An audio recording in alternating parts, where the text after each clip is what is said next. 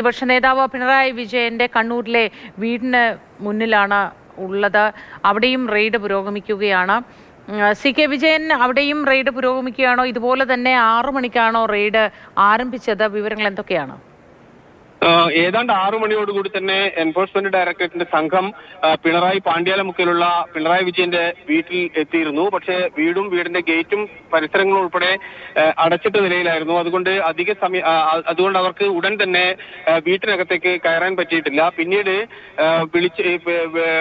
കെയർടേക്കറെ വിളിച്ച് കൊണ്ടുവന്ന് തുറന്നാണ് പരിശോധന ആരംഭിച്ചത്. ഏതാണ്ട് ഒരു 40 മിനിറ്റ് നേരമേ ആയുള്ളൂ പരിശോധന ആരംഭിച്ചിട്ട്. ഇപ്പോൾ ഈ വീടിന് ചുറ്റും CRPFന്റെയും അതോടൊപ്പം തന്നെ ലോക്കൽ പോലീസിന്റെയും വലിയ സന്നാഹമുണ്ട്. തലശ്ശേരി ASP നന്ദഗോപാൽ, അതോടൊപ്പം തന്നെ പിണറായി സർക്കിൾ ഇൻസ്പെക്ടർ അഭിലാഷ് തുടങ്ങിയ പോലീസ് ഉദ്യോഗസ്ഥരുടെ നേതൃത്വത്തിലുള്ള വലിയ സംഘം അവിടെ ഉണ്ട്. കാരണം ഏതെങ്കിലും രീതിയിൽ പാർട്ടി പ്രവർത്തകരിൽ നിന്നോ മറ്റോ എതിർപ്പുകൾ ഉണ്ടെങ്കിൽ അത് തടയുകയാണ് അവരുടെ ലക്ഷ്യം. പിണറായി എന്ന് പറഞ്ഞ സ്ഥലത്തിന്റെ പ്രത്യേകതയും അതോടൊപ്പം തന്നെ അവിടുത്തെ ഒരു പാർട്ടിയുടെ ബലവും എല്ലാം തന്നെ പരിശോധിച്ചുകൊണ്ടാണ് ഇത്തരത്തിലൊരു അധിക സുരക്ഷ ഈ വീട്ടിന് ഇപ്പോൾ നൽകിയിട്ടുള്ളത്. ഏതായാലും വീണ വിജയനുമായി ബന്ധപ്പെട്ട പരിശോധന ഇതിനകത്ത് ഇപ്പോൾ ആരംഭിച്ചു കഴിഞ്ഞിട്ട് ഏതാണ്ട് 40 മിനിറ്റോളമായി. നമുക്കറിയാം, പലപ്പോഴായി മുഖ്യമന്ത്രി ആയിരിക്കുന്ന സമയത്ത് പിണറായി വിജയനും കുടുംബവും വരുമ്പോഴാണ് വീണ സാധാരണയായി ഈ വീട്ടിൽ താമസിക്കാറ്. അല്ലാതെ മുഴുവൻ സമയവും അവിടെ ആൾക്കാർ താമസിക്കുന്ന ഒരു പതിവ് ഇല്ല.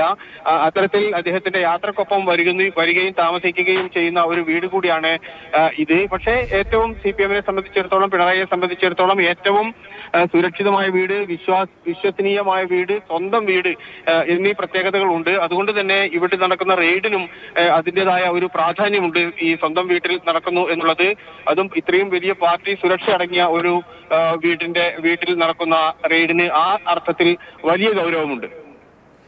തീർച്ചയായിട്ടും ഈ സാഹചര്യത്തിൽ നിർണായകമായ ഒരു ഘട്ടമാണ്. വലിയ ഗൗരവമേറിയ കാര്യം തന്നെയാണ് സംഭവിക്കുന്നത്.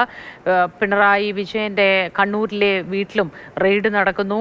ഒപ്പം പ്രതിപക്ഷ നേതാവായി ചുമതലയേറ്റ ശേഷം തിരുവനന്തപുരത്ത് ബേക്കറി ജംഗ്ഷനിൽ വാടകയ്ക്കെടുത്ത വീട്ടിലും റെയ്ഡ് പുരോഗമിക്കുകയാണ്.